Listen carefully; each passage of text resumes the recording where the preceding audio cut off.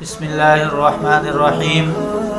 ننگے ہو کر غسل کرنے سے وضو ہو جاتا ہے یا نہیں ہوتا؟ بعض لوگ اس بات پہ رہتے ہیں کہ آیا غسل کیا ننگے ہو کر، اب غسل کرنے کے بعد وہ دوبارہ وضو کرتے ہیں۔ اس غلط فہمی کا ازالہ کرنا چاہتا ہوں کہ وضو کے اندر 4 فرائض ہیں۔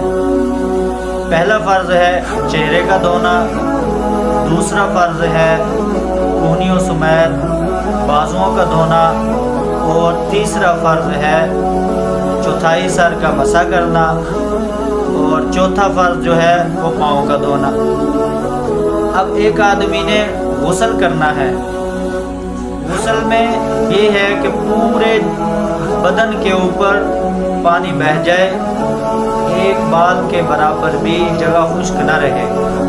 اب جس آدمی نے غسل کیا ہے اس میں وضو کے جو 4 فرائض تھے وہ بھی پورے ہو گئے، تو اب وضو کی دوبارہ ضرورت نہیں پڑی۔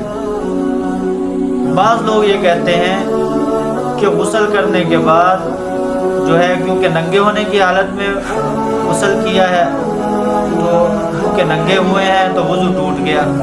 غسل کے بعد جو ہے وہ وضو کرنے کی ضرورت نہیں رہتی۔ جو سطر کا ڈھانپنا ہے وہ دوسرے لوگوں سے چھپانا جو ہے وہ فرض ہے۔ اگر خود اس نے اپنا سطر کھولا ہے غسل کے لیے یا کسی اور وجہ سے تو اس سے وضو جو ہے وہ نہیں ٹوٹتا۔ اس لیے بعض لوگ جو اس غلط فہمی میں رہتے ہیں کہ غسل کیا ہے دوبارہ وضو کریں گے، بالکل بھی ایسی بات نہیں ہے۔